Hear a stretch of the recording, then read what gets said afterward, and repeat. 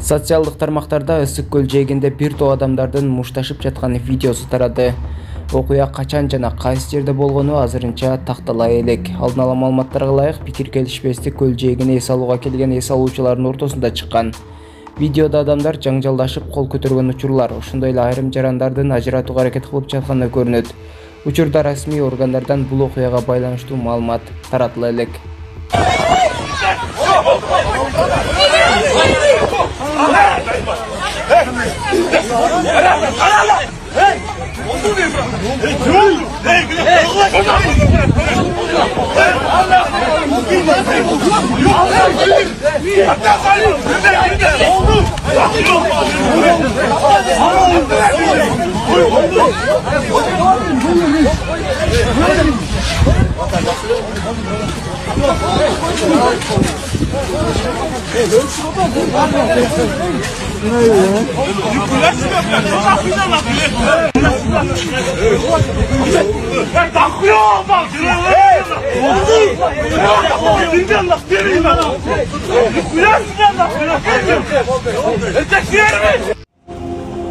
Тугандар, могул жерден кээ-бир адамдар суусамырда эми почти. Ошол жерден кээ-бир адамдар тамак жейт экен да. Анан тамак жеп азыр менде сет жок болуп, наличка акчабыз жок. Төлөй албай калып кеттик, токтогулда төлөйбүз дедик. Анан эжебиз айтып атат, төлөйбүз деп коюп төлөбөй койгондор бар депчи. Анан бир эскертип коюн, адам акысы өтө жаман. Бул эже азыр акыреттен утуп атат да. Эртең кыяматта бүткүл соңуңарды алып кетет. Бириңердин да соңуңар калбай калат ушул жерден тамак жеп туруп, жолу болсо бирөөнүн акысын жеп алсаңар, бириңердин да соңуңар жок калат эртең кыяматтачы. Адам акысына жада калса Аллах Таала киришпейт да. Ошон үчүн бирөөнүн акысын жегенден сактаналы. Туугандар, бир 1000 сом, 2000 сомдун айынан сен вакытынча бир рахат алышың мүмкүн, бирок кыяматта өтө катуу жооп берип каласың. Адамдын акысынан коркойлу. Алла субханаху ва таала буну кечирбейт. Себеп адилеттүү. Кечирип койсо адилетсиз болуп калат.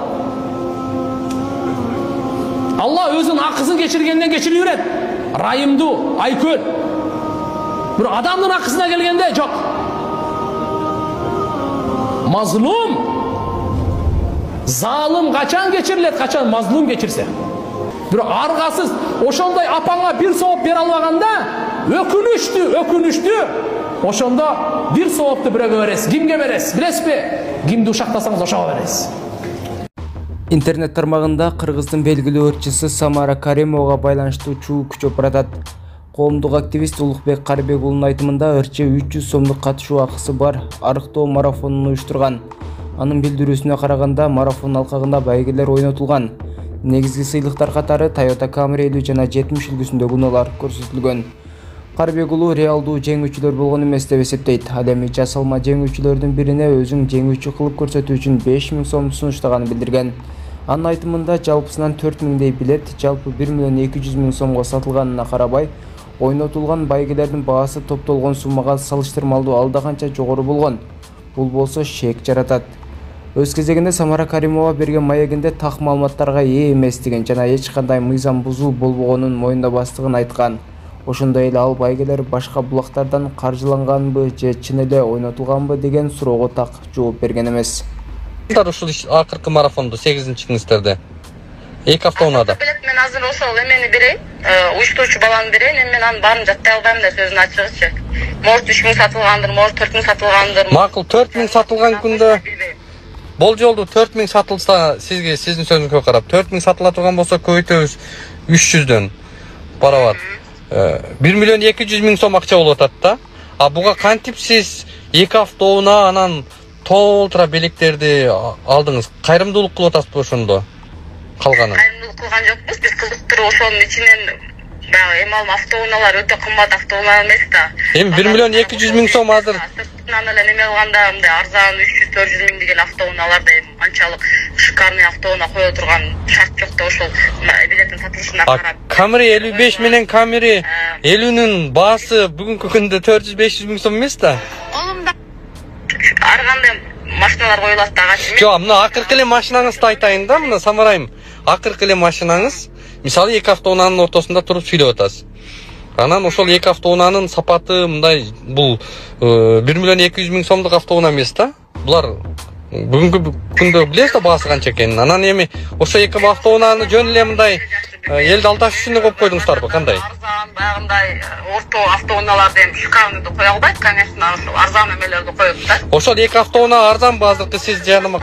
Сиз чалып ошодон сураң. Мен эми чындап машиналардын сөз эмелерин түшүнмөйткөн бизде команда кылат да, мен рекламаларын Самарайым. тартылып түшүп. Түшүндүм. Муну сиздин Самарайым можер машина канча сом, базар баалары канча сом, мен аны билбейм. Бирок балдар айтат, базардан эң арзан орто машиналарды алабыз деп, өтө кымбат эмес, өтө арзан эмес. Алла таала ушул эжекебизге мынакей дагы ушунча каражат берди.